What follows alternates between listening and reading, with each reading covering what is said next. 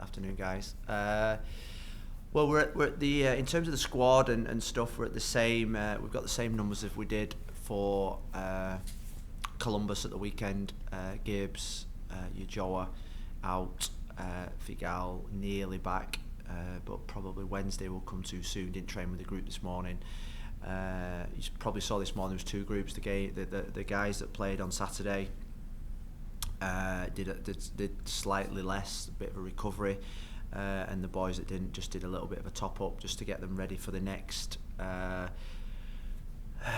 4 games. It's a tough stretch this in terms of particularly with the roster that we've got available at this moment in time. So what you saw on Saturday is probably what you're going to see on Wednesday night in terms of sort of like the permutations and the players available. And I think we're now at the point where we've probably talked a lot this season about what we're going to do, what we would like to see. And I think now is probably the time to probably say very little and just to focus, say, look, let's do our talking on the pitch. We're excited to come back to our own stadium. It seems like an age since we last played here. We've been on the road now for last 4 games, I think it is, last 4 games. It's been a month, actually. Yeah, it's been a month on the road, and that takes its toll in terms of going to away grounds. We're excited to get back to our favourite stadium. And like I say, I want us to do the talking on the field about what we're going to do, about what we need to do. Is mathematically still possible. My mindset is that we can still do it. It has to be that mindset. I've told that the players this morning, and I've said to the players that if anyone doesn't have that same mindset, please come and knock on my door, and they can have the rest of the season off, because I only want people that truly believe that we can mathematically do it. We're going to have to probably do something really, really special, but I think we've got a group that I still believe that can do that. I want a performance. We need a performance, and we need results, and that's the business that we're in. We're in a results business where we need results, every single one of us, and we're all playing, we're all under the microscope, and we want to make sure that we end the season well, and I think that's it. All right, we'll get started with questions now. First, we're gonna go to Lauren and then Michelle. Thanks, Rafa. Hi, Phil. Hi, Lauren. This is Sammy's first season with first team. Can you just talk to us about his development as a player and growth on and off the pitch this season? Sammy, did you say? Yes, Sammy. Yeah. Well, I think what we've seen from Sammy is at the start of the season he was on the USL roster. He had a really good pre-season. Caught my eye, made an impact. We then brought him into the MLS roster, and deservedly so. Made his debut against Cincinnati. Did a couple of substitute appearances. I think he came on against Atlanta. Correct me if I'm wrong. And then just when we were going into a real hard stretch of games every 2 or 3 days, he got injured and was out for a large section of the season. And then when he came back, he found it difficult because we brought Kieran Gibbs in then. We brought Kieran Gibbs, and Breck had settled into that left wing back position as well, and them two were going hand in hand together, and he found it really difficult. And I've got to say, we spoke to him about a month ago because he probably thought that there was no pathway through to him. And he asked me what he should do, and in terms of his performance levels in training, I just said, you've just got to keep persevering. You've got to keep persevering. Your chance will come. He got on in a couple of games. I thought he did okay when he came in against New York Red Bulls, and then he got his opportunity at the weekend, and for the first 40 minutes I thought he was outstanding. And then just after half time he literally just hit a brick wall. He had to come off. He signalled to come off. Physically he was shattered, and that was his first full game probably in 3-4 months. So I was really pleased with him. He offers us something really positive down the left hand side. He's a great kid, someone that wants to do well, and he's at the stage of his career now where he has to be playing regularly to get that rhythm, to get that fitness, to get that sharpness, to get that consistency, and hopefully can get that in the last 5 games. Next question, Michelle. Okay. Oh, Okay, Phil, I made a little chart here. So the last 6 games, the bad stretch, you've been outscored 16-1, just 1 goal over 6 games. Yeah. The previous 6 games before that, you scored 9 goals, and you had 15 goals during that stretch of 11 games when you guys won 7, tied 3. It's basically the same attacking players. It's still Gonzalo, it's Rodolfo, it's Robbie Robinson. So what changed? What changed? Why can you seemingly not score and the same players were scoring during that stretch? What do you think has changed? Is it a mentality issue? Is it other things? What do you think it is? We're creating more chances. That's the bottom line. We're creating more chances in this period than what we were when we were winning games of football. So, I think you get moments like this when the goals are just not going in. It's just not quite gelling. You're missing chances. You're losing confidence. You're losing belief. I think my the balance is that when you think about Saturday's game, you think automatically you think about the chances we had early on that could have changed the game, but we still made 4 individual errors for goals conceded, and that for me is a bigger crime than 1 chance missed. And that was my biggest disappointment after the game, was the individual errors that were made.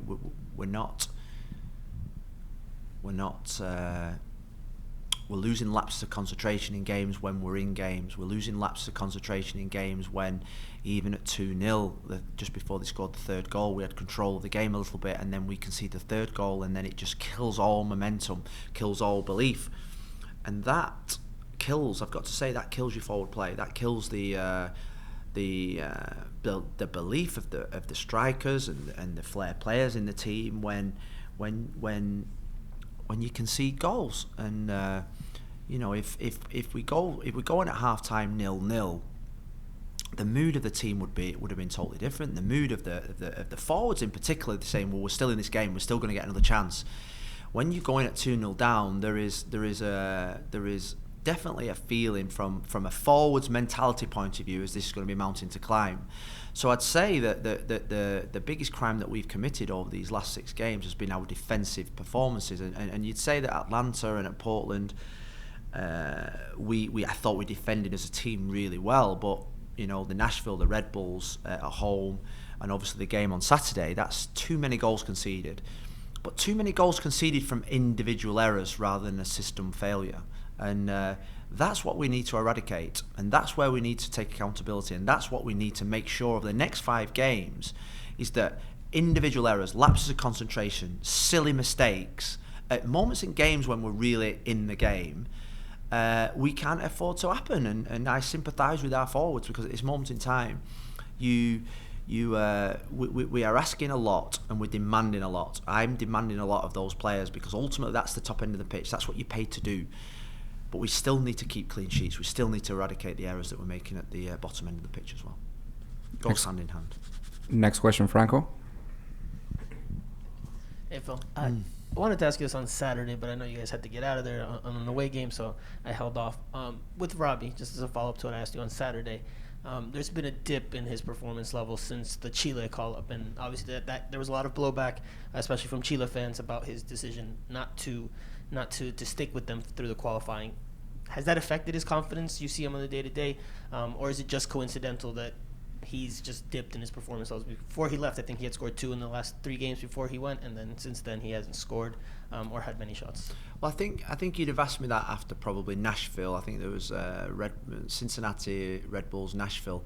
I think there was a dip coming out, and rightly so. I say rightly so. There was probably understandably so, because of the it was a big moment in his life, and he took a real brave decision, and he got a lot of criticism for it. And I've got to say, he was a real conscientious boy who probably was going backwards and forwards about whether he made the right decision or not. He probably doubted himself. He had obviously, his family have got Chilean blood, so there would have been a lot of pressure from within making that decision. So the Cincinnati game, the couple of games after that, we expected a little bit of a dip. Since then, I'd say that the Atlanta game, the Portland game, the only 2 things missing was the goals. The Red Bulls performance away, we had another chance. So you're thinking about the 4 games since then, he's had opportunities to score. So I'd say that the performance levels, yes, have been acceptable. The thing that's been missing is the goals. With Robbie, goals mean an awful lot to him because he feels if he's contributing to the team. And it's not like you've got the Gonzalo situation where he's got the experience, Gonzalo, to accept that he's not going to score in every game, but also have the experience to understand that he can still affect a game with his performance, with an assist, with his pressing or whatever. With Robbie, he measures his performances on goals or assists alone, and because he's had those chances and they've not gone for him, he's probably in a state now where he feels as if he's not playing at his level. His all-round play, his movement, his ability to press the ball has been fantastic. The goal came on Saturday because of his ability to press. It's just that the goal hasn't been going in for him, and I think that's what you get the difference between someone that's been at the top of the game with real experience to someone that is just starting in the game. He's 18 months into his professional career, and he's probably beating himself up by a couple of the chances that have gone missing where he thinks, I should have, could have, would have. And what I would say that he has to just keep persevering. The mentality, the ruthlessness of a striker is just to keep persevering. And if he keeps showing the same attitude, he will get into those positions and he will get those chances. And eventually that goal will come. Next question, Ian, then Steve. Hey, Phil. You mentioned that the difference between going into the locker room 0-0 as opposed to 2 now. And I'm wondering how you as the manager, how that message changes so fast and what you have to rethink what you're going to get your team to think, and if you as a manager are reassessing what your message is going to be at the halftime, after full time, like what happens for you as a manager in that moment to figure out what is the message that I need to send to this team in order to get the most out of them? Well, I think on Saturday or any game at half time, particularly Saturday, there was, if the half would have ended at 40 minutes, you would have had a team that would have come in and said, wow, we're in this game, we feel really positive, we're creating chances, we're on the front foot, we're trying to press. And then all of a sudden, in the space of 3 minutes, we're 2-0 down. So what happens then is you get a lot of emotion. You get a lot of emotion, a lot of anger, a lot of frustration coming in at half time, because ultimately your world changes in a short space of time. You don't have time to analyse and evaluate where you went wrong or right. So I'd say that there was a lot of emotion at half-time on Saturday, and as a manager you've got to remove yourself from that emotion and still probably come up with a plan for the second half that gives you the best opportunity to win the game or to stay in the game. We wanted them, and my experience of this team is that I wanted them to stay in the game for as long as possible, to keep the scoreline at 2-0, because we know that this team, once concede 2 goals, can go on to concede 3, 4, 5 goals. We've seen it this season. That's my experience of this team. There's no in between. So I wanted to stabilise at half time. I wanted to get rid of the emotion at half time. I wanted them to say, right, let's get to 70 minutes 2-0. Let's get real solidity and control in the game. And then we knew with Federico, with Rodolfo, with Carranza, we could make the changes to then go and attack the last 20 to 30 minutes, and it would take 1 goal and then they'd get nervous. Ultimately, we made a mistake just after half time that kills the game plan. And then all of a sudden you're thinking about the 5 games or 4 games in the next 10 days, and you're thinking about resting players, bringing Robbie and Gonzalo off, not putting Rodolfo on, because then you're thinking about damage limitation, about protecting players. They were thinking the same. They made 5 subs, we made 4 subs, 5 subs. So as a manager, you've got to stay in the moment for as long as possible without letting emotion get into you. Even though on Saturday, the anger and frustration, I felt the same, because, like I say, for the first 35 to 40 minutes, I felt totally in control of everything that we're doing. Our game plan was working, and then we just fell to pieces in 5 minutes, and that was my anger, and that was the team angers at half time. Next question, Steve.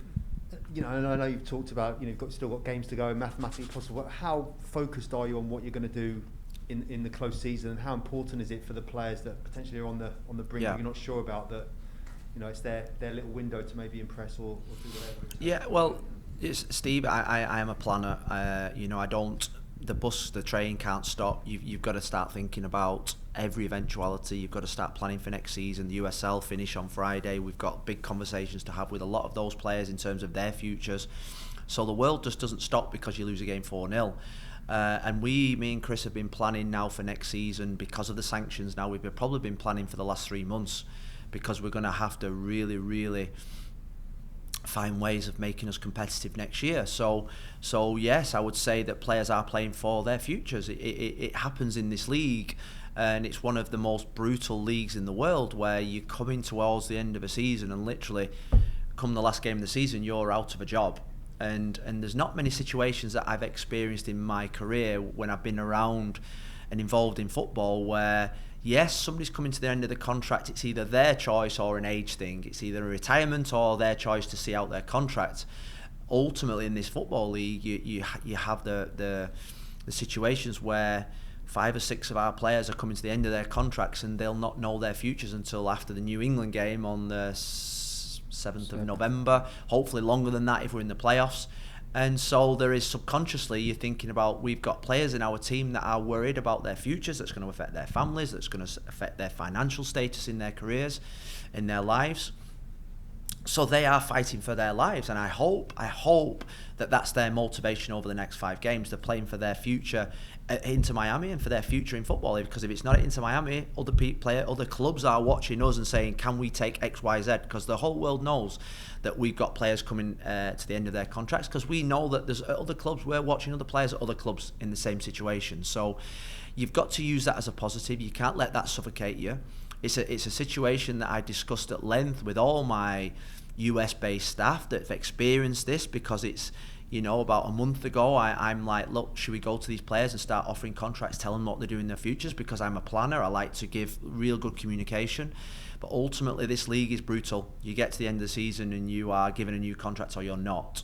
And it's so admirable that these players can cope, can deal, can handle this type of situation. I think it's amazing the way that they handle it. And I hope over the next 5 games that we use this as our motivation as a group, as a set of players, to heighten the performance levels, to earn a new contract at this football club. Neil Davidson, Canadian Press. Thank you. Phil, as you know, Toronto was eliminated from playoff contention on the weekend, but they were also able to field all 3 of their designated players at the same time for the first time in a long time. Yeah. I'm wondering, what are you expecting for Toronto when they visit? Certainly there was no shortage of talking points in the last game when you met up here. Yeah. What were the talking points, Neil? Well, there was Toronto had a goal that was I'm joking, Neil, I'm joking. Oh, okay. I'm joking. Sorry, it's English humour. Look, I look at Canada's, I look at Toronto's roster, and I see a roster with lots of talented players. I look at the Canadian national team and I see a team that's getting better and better, and I see a lot of those players playing in the Toronto team as well. So I think their position in terms of the quality that they've got is totally false. It's totally false. I think if you think about Toronto next year, they will be fighting for a playoff place, or they'll be up at the top end of the table if they make 1 or 2 changes. I'm sure of that, because their roster is too good to be at the bottom of the league. Pozuelo is a player that I think is probably one of the best number 10s that we've played against this year. So him coming back at the weekend, maybe playing against us on Wednesday, will be a big task for us. And like I say, I think they're a really talented team that on their day they can challenge anyone in the league. And yes, we've had 2 really good games against them in terms of positive results. The game up in Toronto was probably one of our poorest performances in terms of fluidity, and we got away with that one in terms of the result there. But I do look at Toronto, and I have looked at Toronto even when Chris was in charge. I looked at Toronto and thought that they had a real talented roster. A roster that should be up near the top of the league, not near the bottom of the league. So we're giving them the full respect. Last question, Michelle. Okay. Sorry. I want to ask you about Nico. We haven't really talked much about him, but when I load my little chart here, there is really a constant. The one constant in the roster is that during that stretch of 11 games, Nico was back there every single game, and you talked a lot during that period about, and the players did, about the consistency of that back three, how they worked together so well. Yeah. McCoon, LGP, and you talked even about the language and how they played so well together. Ever since Nico went out in the 38th minute of that Red Bulls game, things have not gone well.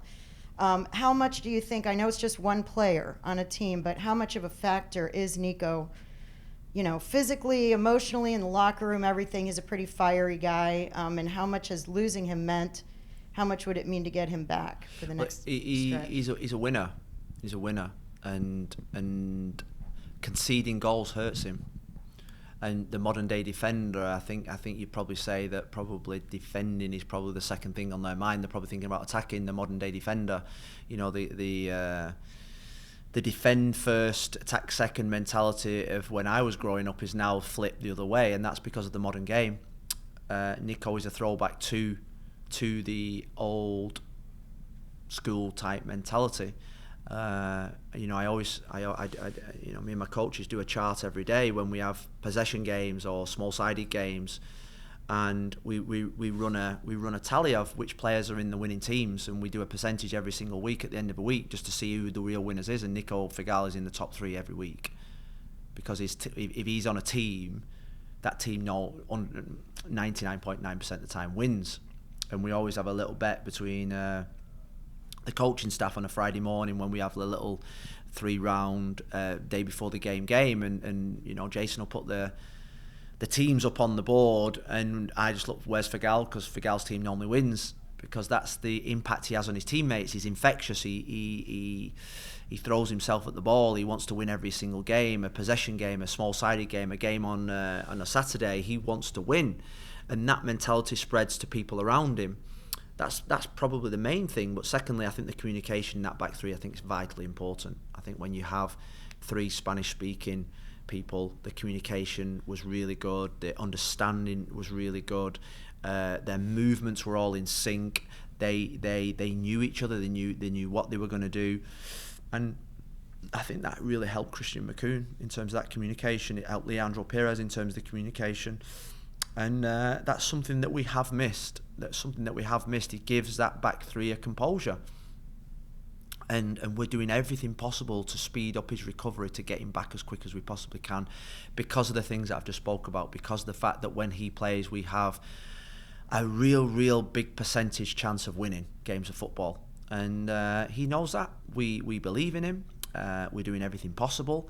And now we're in the hands of human nature, recovery for him to get back, and that's what you've got to do when players are out injured. You've not got to rush them back. You've got to give them the correct amount of time. He's 100% type of guy. He's not somebody that you can just drift back into training and he'll take his time. He'll come back into training and start going round